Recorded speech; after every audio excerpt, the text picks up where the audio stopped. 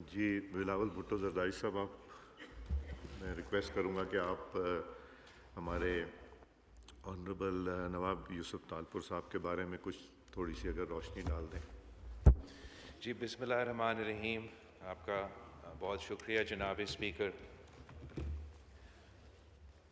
नवाब यूसुफ तालपुर साहब Pakistan peoples party की ज़रूर हमारा M&A था, मगर हमारा जो ताल्लुक़ नवाब साहब के साथ था वो सिर्फ़ सियासी नहीं था, हमारा ख़ानदानी ताल्लुक़ था और 3 नस्लों का ताल्लुक़ था जनाब स्पीकर।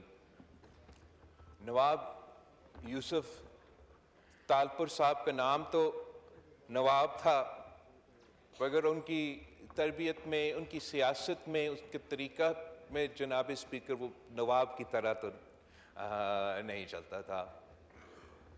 जनाब यूसुफ तालपुर साहब एक अवामी सियासतदान था, एक सियासी कारकुन था जिसका सियासी जद्दोजहद अपने जवानी में स्टूडेंट पॉलिटिक्स से शुरू हुआ।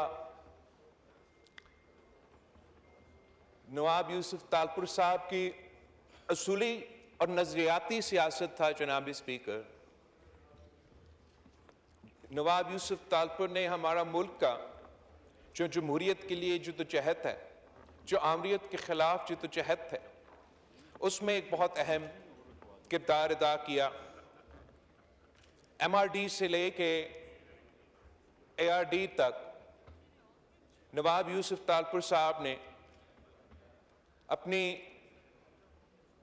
पार्टी का रहनुमाई करते हुए, अपने अवाम का रहनुमाई करते हुए हर आमिर का मुकाबला किया, कभी पीछे नहीं हटा, कभी झुका नहीं।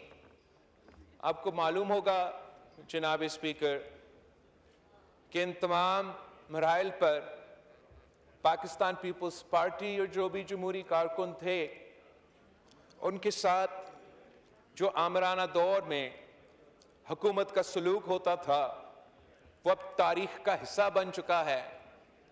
चाहे वो जनरल ज़िया हक का आमरीत हो या जनरल परवेज़ मुशर्रफ का आमरीत हो, नवाब यूसुफ तालपुर साहब ने उनका डट के मुकाबला किया। और मैं इतना कह सकता हूँ जनाब स्पीकर कि जनरल ज़िया था, जनरल मुशर्रफ था, नवाब यूसुफ तालपुर और उन जैसे सियासी कारकुन हैं।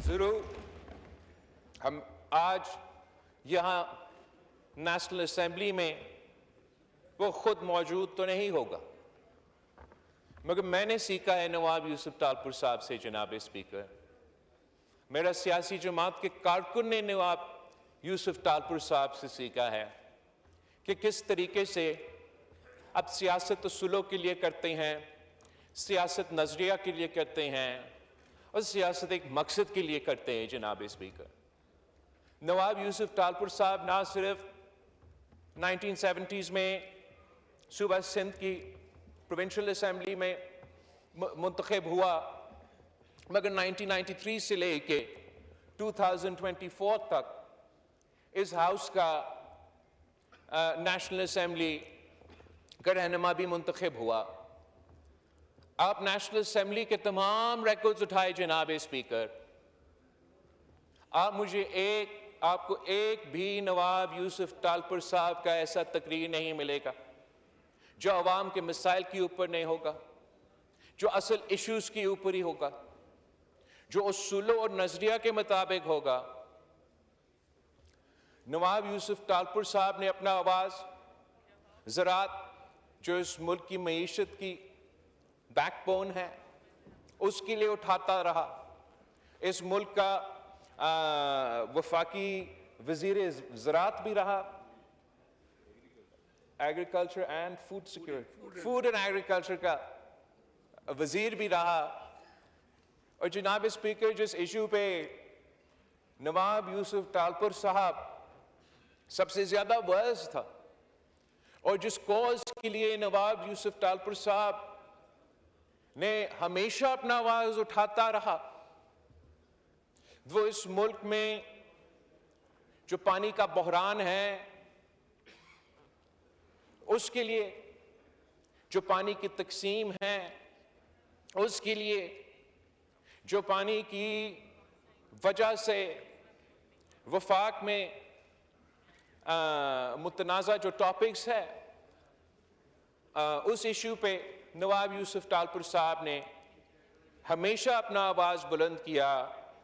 और ये कहा जाता है अंग्रेज़ी में जनाब स्पीकर कि जब तक आप किसी चीज़ को इफ़ यू डोंट until आपने कुछ चीज़ खो चुके हैं या until you lost something, आपको उसका एहसास नहीं होता। और इस वक्त जब इस इशू पे, और सदर साहब ने अपनी तकरीर में भी कल इसका जिक्र किया,